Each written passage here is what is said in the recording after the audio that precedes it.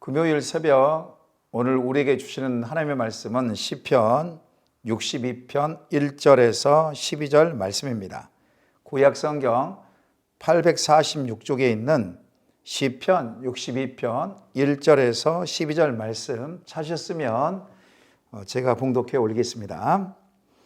나의 영혼이 잠잠히 하나님만 바라며 나의 구원이 그에게서 나오는도다. 오직 그만이 나의 반석이시요 나의 구원이시요 나의 요새이시니 내가 크게 흔들리지 아니하리로다. 넘어지는 담과 흔들리는 울타리같이 사람을 죽이려고 너희가 일제히 공격하기를 언제까지 하려느냐.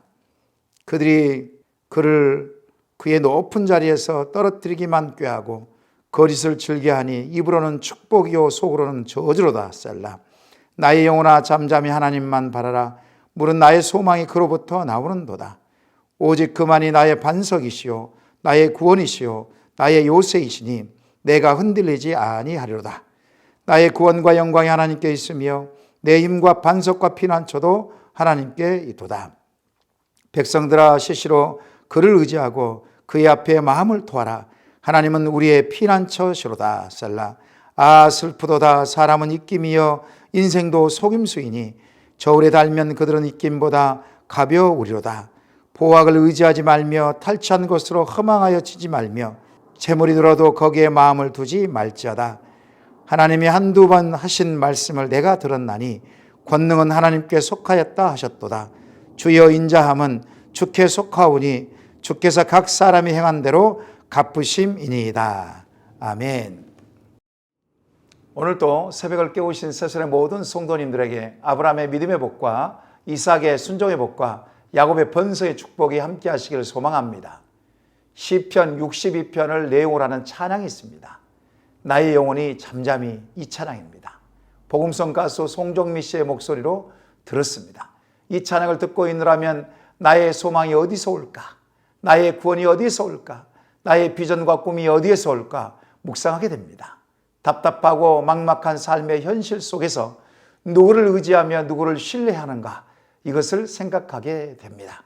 이 노래 가사처럼 오직 주만이 나의 반석 나의 구원이시니 오직 주만이 나의 산석 내가 요동치 아니하리. 오직 주님만 바라보라는 것입니다. 이 노래 가사의 저자인 다윗도 고백합니다. 1절에 나의 영혼이 잠잠히 하나님만 바라며 나의 구원이 그에게서 나오는도다. 5절에도 나의 영혼아 잠잠히 하나님만 바라라. 물은 나의 소망이 그로부터 나오는도다. 시의 저자인 다윗은 매우 절박한 상황 가운데 고백하고 있습니다. 매우 절박한 상황에 처한 다윗이 잠잠히 오직 하나님만 바라보라고 합니다. 다윗은 하나님만 바라볼 상황이 아니었습니다. 자기 아들 압살롬의 반역으로 말미암아 요단 동편에 쫓기는 상황이었습니다. 언제 죽을지 모르는 절체절명의 상황입니다. 이러한 상황 가운데 다윗은 나의 영혼아 잠잠히 하나님만 바라라. 오직 하나님께만 시선을 고정시킬 것을 노래하고 있습니다. 다윗은 절박한 상황에서도 요동하지 않았습니다. 두려움에 벌벌 떨며 우왕좌왕하지 않았습니다. 오히려 하나님 앞에 무릎을 꿇었습니다. 이러한 다윗의 믿음과 영성이 어디에서 나온 것일까요? 그것은 다윗이 목동 시절부터 양떼를 지키기 위하여 곰과 사자를 물리치면서 블레셋의 거인 골리앗을 물맷돌로 물리칠 때에, 사울에게 쫓기면서 생명의 위협을 느낄 때에, 블레셋과 전쟁할 때마다 승리할 때에, 이러한 것에서 나온 것입니다. 다윗의 믿음과 영성, 그의 탁월함과 용명함 때문에 나온 것이 아니었습니다. 위기 가운데 항상 함께 하시고 구원해 주시고 도와주시는 하나님 때문에 나온 것이었습니다. 다윗은 매 순간 삶의 경험을 통하여 하나님의 구원을 노래했던 것입니다. 하나님의 구원은 출애굽기 14장에도 나타납니다. 앞에는 홍해가, 뒤에는 애굽의 군대가 뒤쫓아오는 상황에서 이스라엘 백성들을 술러냅니다. 하지만 모세는 너희는 두려워하지 말고 잠잠히 여호와 하나님께서 행하신 구원을 보라 선포합니다. 위기가 왔을 때 하나님의 구원을 보기 위해서 절대적인 믿음과 신뢰가 필요합니다.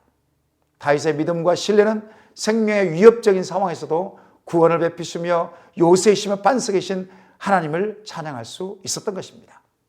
그는 고백합니다. 하나님이 어떤 분인지 2절과 6절에 고백합니다. 오직 그만이 나의 반석이시요 나의 구원이시니 나의 요새이시니 내가 크게 흔들리지 아니하리로다. 6절 말씀 보시기 바랍니다. 오직 그만이 나의 반석이시요 나의 구원이시오니 나의 요새이시니 내가 흔들리지 아니하리로다. 다윗은 반복하며 하나님께서 어떤 분인지 노래하고 있습니다. 나의 반석이시오 나의 구원이시오 나의 요새이시오. 1인칭 단수를 써서 자신이 경험한 하나님께서 어떤 분인지 고백합니다. 이 하나님 앞에 내가 흔들리지 않겠다, 요동하지 않겠다 결단하는 것입니다. 사람은 부도의 위기나 생명의 위협을 느끼게 되면 마음이 흔들리게 되어 있습니다. 부도로 인한 두려움과 공포가 밀려오기 때문에 마음이 흔들립니다. 이러한 상황에서 마음의 심지를 견고하게 하기란 쉽지 않습니다.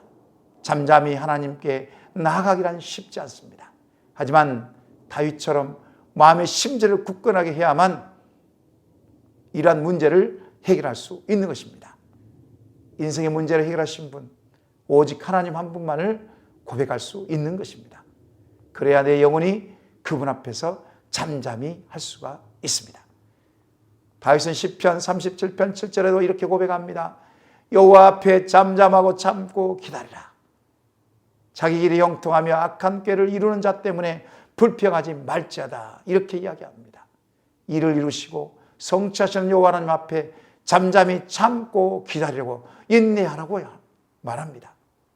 악인들의 꾀를 부려 이루는 것 때문에 불평하지도 말고 여호와 하나님께서 이루시는 것을 지켜보라는 것입니다. 왜 그렇습니까? 하나님의 주권을 믿고 하나님을 철저하게 신뢰하면 그분 앞에서 잠잠히 참고 기다리면 하나님께서 일하시기 때문이라는 것입니다. 사무엘하 15장을 보시게 되면 다윗에게 하나님께서 위기 상황 가운데 돕는 자들을 붙이셔서 압살롬이 패하게 하십니다. 이것으로 인하여 다윗은 다시 한번 왕권을 회복하고 아들 압살롬은 결국 죽게 됩니다. 사랑하는 여러분, 성도의 신앙의 진정성은 위기 때 나타납니다. 성도에게 있어서 위기는 곧 기회라고 하죠. 위기 상황에 처해 있을 때에 진정한 신앙인은 흔들리거나 요동하지 않습니다. 위기 상황에 잠잠히 구원을 베푸시고 인도하실 하나님만 쳐다봅니다. 자기의 힘을 빼고 오직 예수 그리스도만을 바라보며 주님의 능력을 기다립니다. 자기 힘을 빼십시오. 자기 능력을 의지하지 마십시오. 오직 예수 그리스도 그분께 맡기십시오.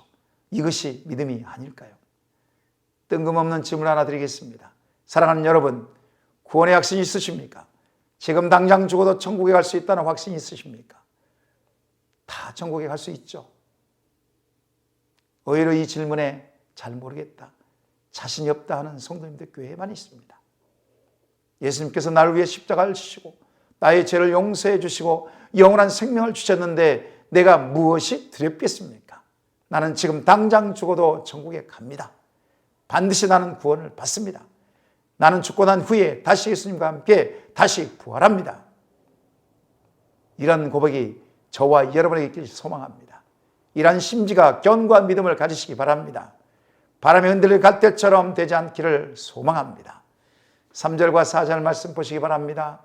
넘어지는 담과 흔들리는 울타리같이 사람을 죽이려고 너희가 일제히 공격하기를 언제까지 하려느냐? 그들이 그를 그의 높은 자리에서 떨어뜨리기만 꾀하고 거짓을 즐겨하니 입으로는 축복이요 속으로는 저주로다. 이제 다윗은 시선을 하나님에게서 악한 자들에게 돌립니다. 자기 한 사람을 죽이려고 수많은 사람들이 공격해 오는 것을 고발하고 있습니다. 다윗은 홀로 곧 넘어지는 남처럼 흔들려 곧 쓰러질 것만 같은 울타리처럼 약한 자였습니다. 하지만 이런 다윗에게 여호와 하나님께서 계시기에 그는 잠잠히 원수들 위협에 굴하지 않았습니다. 악인들은 인정사정 없이 죽이려 기회를 엿보고 있습니다. 마치 굶주린 사자들이 연약한 새끼 가젤 한 마리를 먹잇감으로 삼고 달려드는 것처럼요. 이 악인들은 약한 자가 완전히 죽을 때까지 지속적으로 공격할 것입니다. 언제까지 공격할 것인가? 다윗은 악한 자들을 향하여 한탄하고 있습니다. 그래서 시편 62편을 한탄시라고도 합니다. 이어서 다윗은 악인들의 내적 상태를 고발합니다. 악인들은 다윗의 왕권을 빼앗을 궁리만 하고 있습니다. 그들은 간사의 온갖 수수와 관계를 통하여서 다윗의 왕것을 빼앗으려 하고 있습니다. 실제로 반역을 준비하였던 압살롬은 4년간 준비합니다. 원인은 암논이 이복 여동생인 다말을 근친상간했기 때문에 그렇습니다. 압살롬은 온갖 거짓의 입술로 사람들의 마음을 훔쳤습니다. 그의 입술은 거짓으로 가득 차 있었습니다. 악인들의 내적 상태는 거짓된 마음에서 나오는 거짓 입술과 겉으로는 축복하지만 속으로는 저주를 입삼는 그런 마음이었습니다. 이런 상황에도 다윗은 자신의 약함이나 환경을 탓하지 않고 오직 주님만 잠잠히 바라보며 신뢰할 것을 다짐하고 있습니다. 그의 고백 7절 말씀 보시기 바랍니다. 나의 구원과 영광이 하나님께 있으며 내 힘과 반석과 피난처도 하나님께 있도다. 다윗은 오직 구원, 영광, 힘, 반석, 피난처 모든 것이 하나님께 있다고 고백합니다. 자신의 문제를 자신의 능력으로 해결하는 것이 아니라 오직 하나님께서만 해결자임을 고백하고 있습니다. 사랑하는 여러분, 사탄 마귀는 믿는 자들의 믿음을 송두리째 흔듭니다. 수단과 방법을 가리지 않고 믿음에서 떠나게 만듭니다.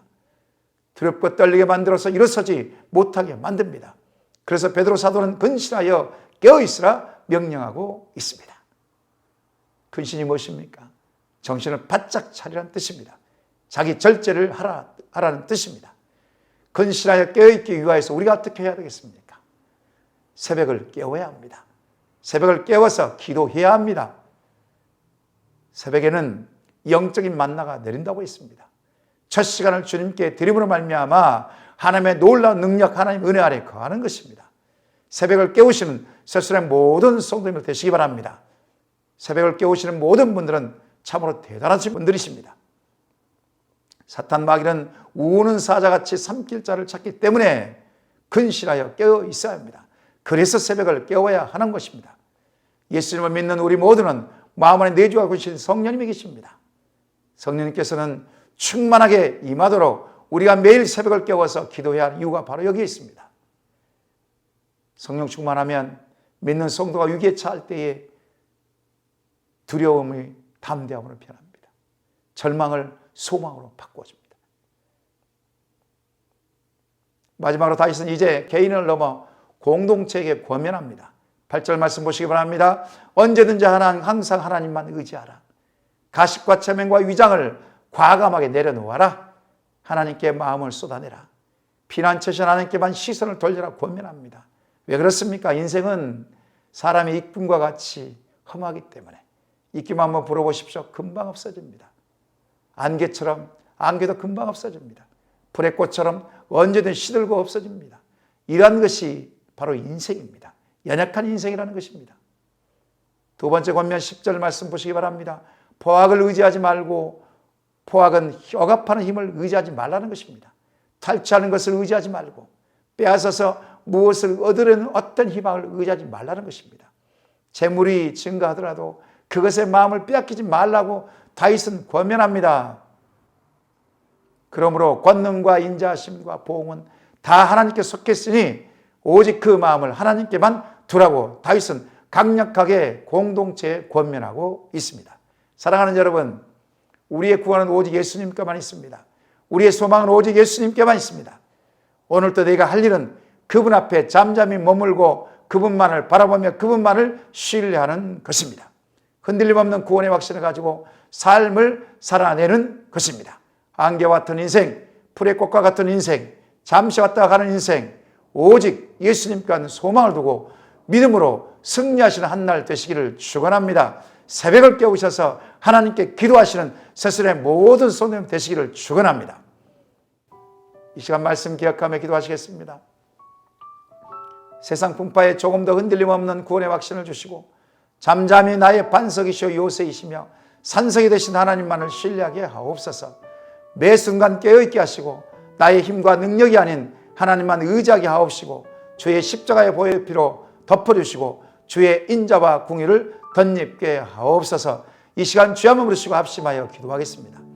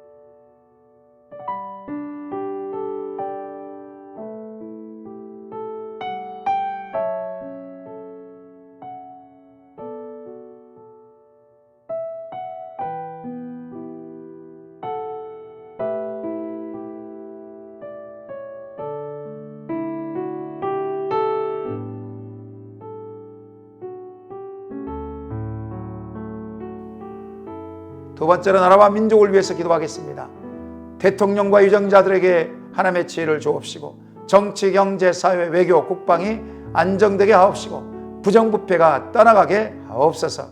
코로나19의 확산을 막아주시고 백신 접종이 잘 이루어지게 하시고 부작용을 최소화시켜 주셔서 일상의 삶이 회복되게 하옵소서. 이 시간 주의 한번 부르시고 합심하여 기도하겠습니다.